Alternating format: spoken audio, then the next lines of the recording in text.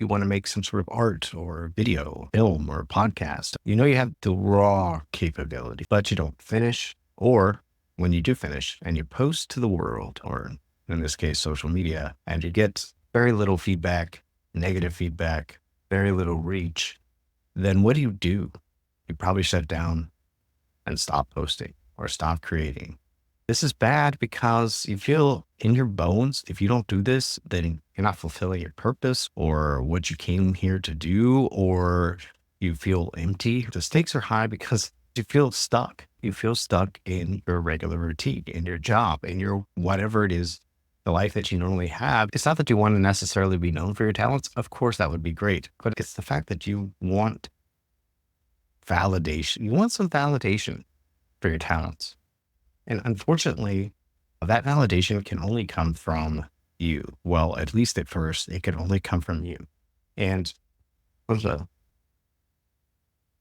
funny thing is when you decide to self-validate, the validation that you get from others becomes less important, less significant. It's kind of a catch-22 scenario. You're craving that validation so that you can feel good about yourself, so that you can post or post again, or you want to post again. But at the same time, if you don't feel good about yourself and then you post, you're on the short end of the stick. So I've been reviewing music inside of another group.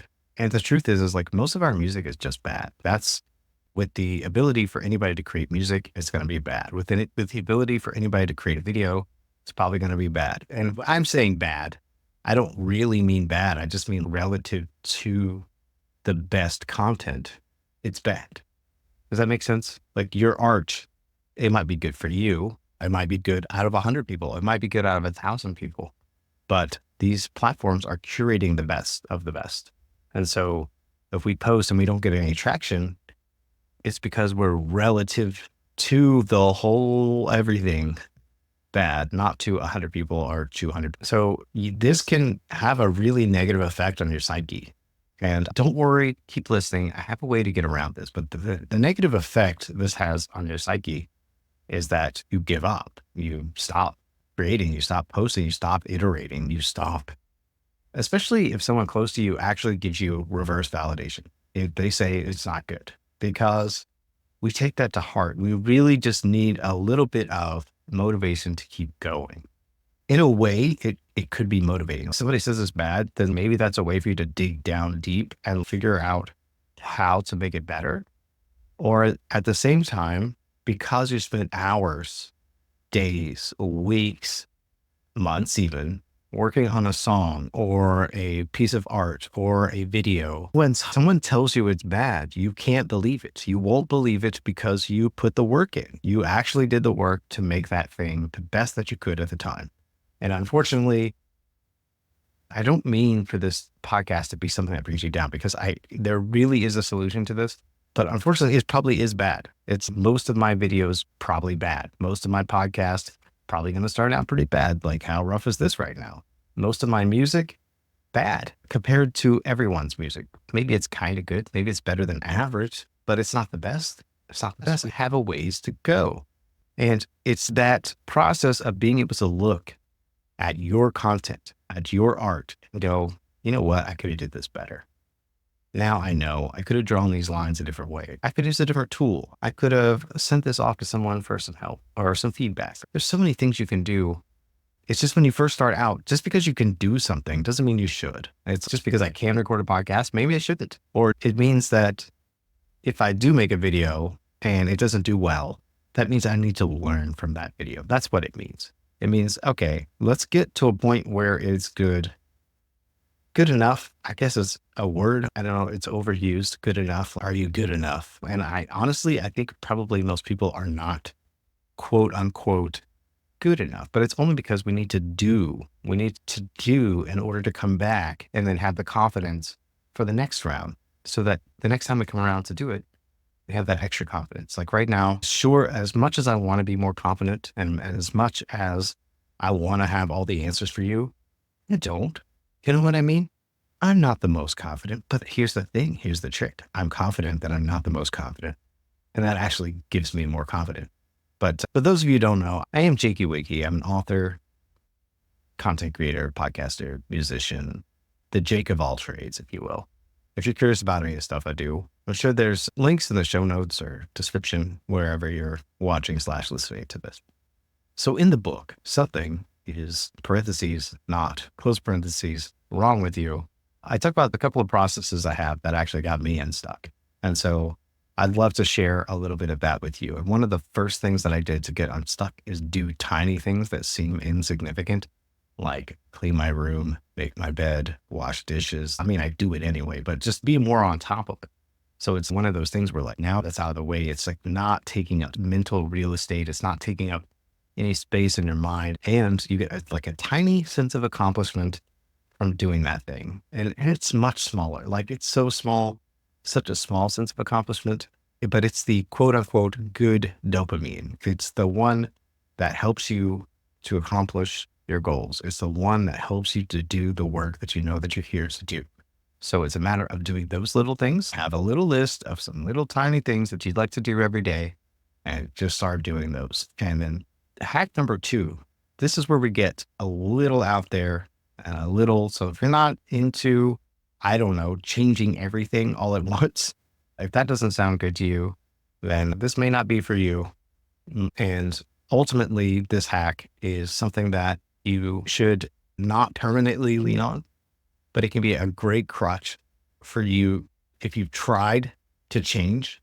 Like say you wanted to go to the gym and you're like, yeah, I'm going to go to the gym. And you like force yourself to go to the gym and you went and you worked out and it sucked. And then you came back home and then you like force yourself to go to the gym again the next day and you went and you came back home and it sucked. And then after a few days of this, maybe a week or 2, you stop going to the gym. Like it's that kind of thing. Like how do you beat that? How do you break out of that obstacle? Because you know you need to, you're out of shape. You want to look better, all of those things. So how do you fix it when you just inherently by yourself, even when you do the change, do the thing that you know is the change, it still sucks. Like you still don't want to do it. You still can't do it. It's this. It's you have to stop changing from where you are. You can't get there from here. You can't get there. You've been vibrating wrong. You've been resonating wrong. You've been doing the same things over and over. You've been in a loop. You've been stuck. So the only way out, not the only way out, but the easiest way out is to pretend like you're someone else. If you want to exercise more, pretend like you're The Rock. The Rock gets up every day and exercises. Pretend like you're another version of yourself, an avatar, if you will. This is what I write about in the book. And I have a whole series of questions. And honestly, if you're listening to this, I want you to have that series of questions so that you can create your ideal avatar. So it's not just about getting up in the morning. It's not just about exercising. It's not just about creating your art. It's about all the things. How do you want your family to treat you? How much money you want to make? All of those things put into your ideal avatar. And then when you feel stuck, you feel down, you feel not motivated, just be like, what would my avatar do? Whatever the name of your avatar is, what would Jakey do? What would The Rock do? What would whoever do? When you ask yourself that, you just, once you have it like laid out, like you already laid the roadmap for what that kind of character would do, just embrace it, become that character for a little while. And you'll find yourself creating more stuff, doing more stuff. Like I'm just a guy who let too much time go by. You know, I'm just a regular dude, just making content. But I decided, hey, what would my avatar do? What does my avatar do? How does my avatar help the world? How does my avatar receive? How does my avatar communicate? And when I ask myself that, remind myself of those things, that breeds the real confidence, the real content, the real motivation. It begins to just come out. You can't help but do the thing that you want to do, the thing that you wrote down. So check the show notes for the avatar worksheet. And if you have the book, you already have access to that. I'm going to set it up so that you can just plug in your email real quick and get the avatar worksheet. And before I attempted to do this process, and a lot of people talk about in marketing, people talk about your ideal avatar, but what's your avatar of yourself? What is that? What does that look like? Because once I started doing this, I was able to start writing. I started writing all of this. I was like, what is this? What is this? I have all these thoughts. Like, how do I crystallize them? If you need more confidence on camera, and you have trouble speaking or even speaking to other people, it's because you haven't really molded your thoughts into a solid structure. You haven't crystallized them. And so when you start to write, which is exactly what I did when I got unstuck, I just started writing like crazy, like just couldn't stop. Like the ideas just had to come out. And it's funny because I couldn't necessarily speak them, but I could write them.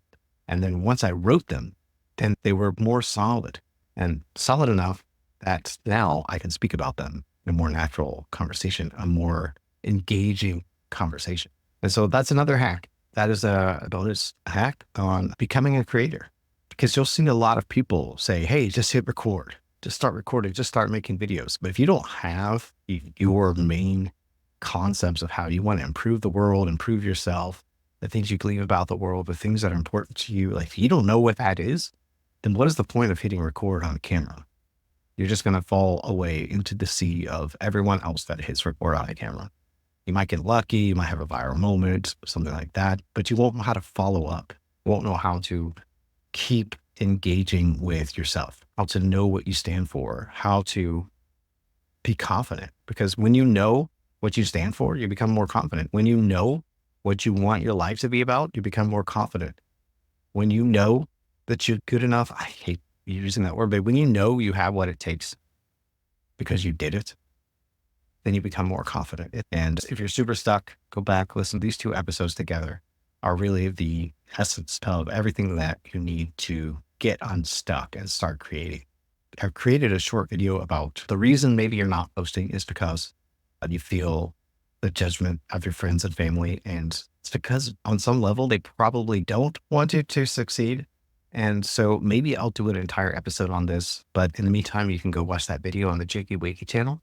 But the key takeaway to this is that we also do that to our own friends. Like we kind of want them to stay the way they are. And we want that validation, the approval from our friends. And unfortunately, it's ironic. We have to get approval from other people, strangers, before our friends will come back around and be like, yeah, you're actually doing it. Good job. It's really bizarre how this works, but it's just because we've imprinted the identity of whoever we were onto our friends.